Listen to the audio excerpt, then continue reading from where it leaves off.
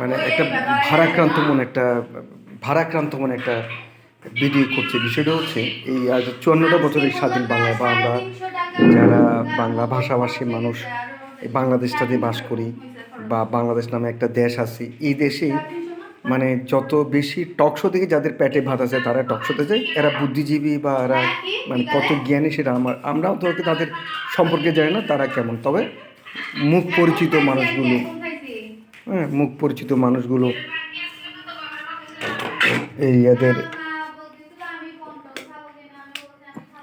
মুখ পরিচিত মানুষগুলো এখানে দেখি আর কি, হয়তো বা কারো চেনা হতে পারে, কোনো কেউ কিছু সংখ্যক লোকদেরকে চেনে। আর দেশে একটা, এই দেশটা তো দাপটের দেশ, দেশে ক্ষমতার দেশ, টাকার দেশ।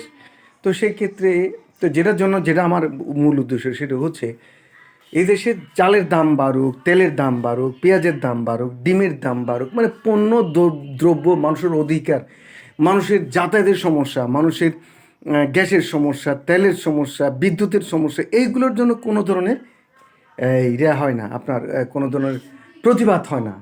প্রতিবাদ হয় এই মানে দলের, কে কোন দলের, কে কোন কারের কোন নায়ক কার নিয়ে ভাগছে, কোন নায়িকা কার সাথে কী করতেছে, মানে যেটা প্রয়োজন বাঙালিদের অ্যাকচুয়ালি যেটা প্রয়োজন সেটা মানে এই পর্যন্ত হয় না, মানে খুব কম, খুব কম। এখন আমি যেহেতু আমি ঢাকায় বাস করি, আমি ঢাকায় দেখলাম আমার প্রথম সমস্যা মানে আমার মনে হচ্ছে 1 নম্বর এটার সমস্যা, সেটা হচ্ছে কি এই যানজটের।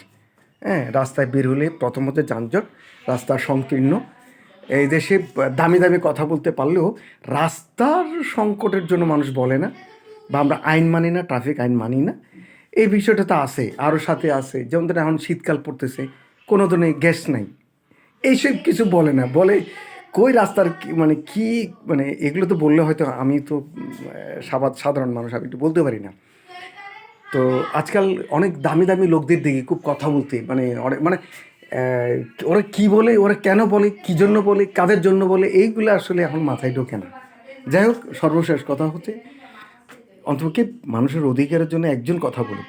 আমরা বলতে গেলে তো আমাদের তো আসলে দুটো বাচ্চা এখানে জন্ম দিয়েছে, হয়তো তাদের ভরসার কারণে তাদের বেঁচে থাকার জন্য নিজেরা অনেকগুলো ফেস হইতে পারে না, হয়তো বললেও যে এগুলো আবার কেউ বলে না, এলে আমরাও কিছু বলতে পারি। এরকম দেশে যেসব কথাগুলো বলে আমরা কে দলের কথা বলবো না, নেতার কথা বলবো না, নেত্রীর কথা বলবো না, বলবো মানুষের অধিকার, এগুলো ওদের অধিকারটা দরকার আমাদের, আমাদের একটা আমাদের বেঁচে থাকতে হলে যে মানে সভ্য দেশের সভ্যভাবে বেঁচে থাকতে হলে কিছু এরিয়া দরকার, যে এইগুলো আর কি। এই ধন্যবাদ, যদি